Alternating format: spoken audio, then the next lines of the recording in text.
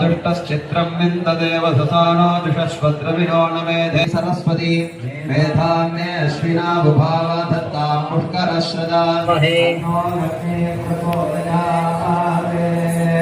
श्रीर्वर्धस्वरणेर्भगदद्यराधो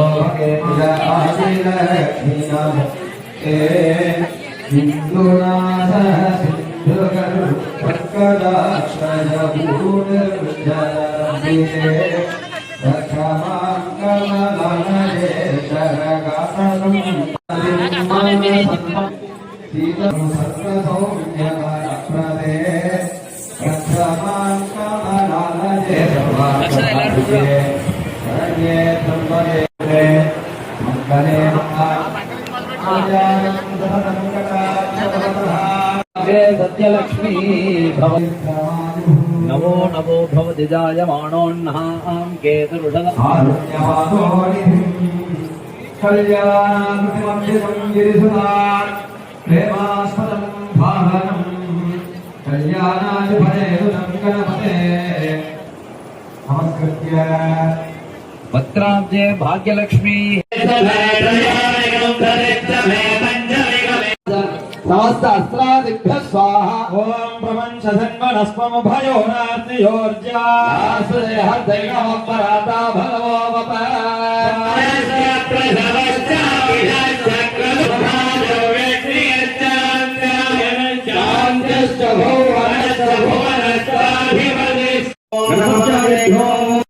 తూర్పుగోదావరి జిల్లా కోరుకొండ మండలం గాదరాడ గ్రామంలో 2015 జనవరి 26న 84 దేవతామూర్తుల్ని ఇక్కడ ప్రతిష్ఠించడం జరిగింది.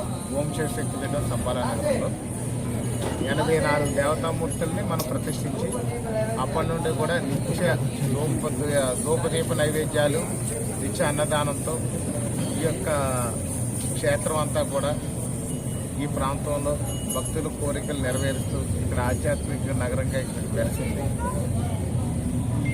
ఆ తర్వాత కాలంలో ఇప్పుడు మరొక కొన్ని దేవాలయాలు కూడా నిర్మాణం చేశాం. అంటే గతంలో అష్టాదశ శక్తి పీఠాలు, ద్వాదశ జ్యోతిర్లింగాల ఆలయాలు ఇక్కడ నిర్మాణం చేసాం. ముఖ్యంగా ఇప్పుడు చూసినట్లయితే దశమహావిద్యలు, 10 దశమహావిద్యల అమ్మవార్ల ఆలయాలు, 7 సప్తమాతృల ఆలయాలు, అలాగే 36 అడుగుల కాలభైరవుడి విగ్రహం, 36 అడుగుల సుబ్రహ్మణ్యేశ్వర స్వామి వారి విగ్రహం, దాంతోపాటు రాజరాజేశ్వరి, నాగదేవత, మరొక ప్రత్యంగిరాదేవి, రాజరాజేశ్వరి, రాధాకృష్ణులతో కూడినటువంటి ఒక మంచి వారాహీదేవి టెంపుల్. వారాహీదేవుడు కూడా 5 ముఖాలతో కూడినటువంటి వారాహీదేవి, 5 ముఖాలు 10 చేతులతో ఉన్నటువంటి వారాహీదేవి రాజ్యాధికారాన్ని చేపట్టాలి అని అంటే ఆ శక్తియుక్తులు ప్రసాదించి రక్షణ కవచంలో పనిచేసి అమ్మవారు వారాహీదేవి అని అంటారు. మనకి ఏదైతే జనసేన పార్టీ అధ్యక్షులకు కూడా ఆ యొక్క వారు ప్రయాణం చేయడానికి ప్రచార రథానికి కూడా వారాహి పేరు పెట్టింది అన్న సంగతి మనందరికీ తెలిసిన విషయం. అలాంటి వారణాసి పుణ్యక్షేత్రంలో ఉన్నటువంటి అమ్మవారు, ఆ యొక్క అమ్మవారి యొక్క స్వరూపంతోనే ఇక్కడ మనం కూడా ప్రతిష్ఠించడం జరిగింది.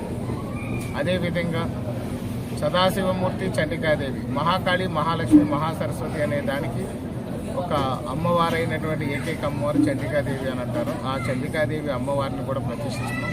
దాంతోపాటు సదాశివుడు అని అంటే జనరల్గా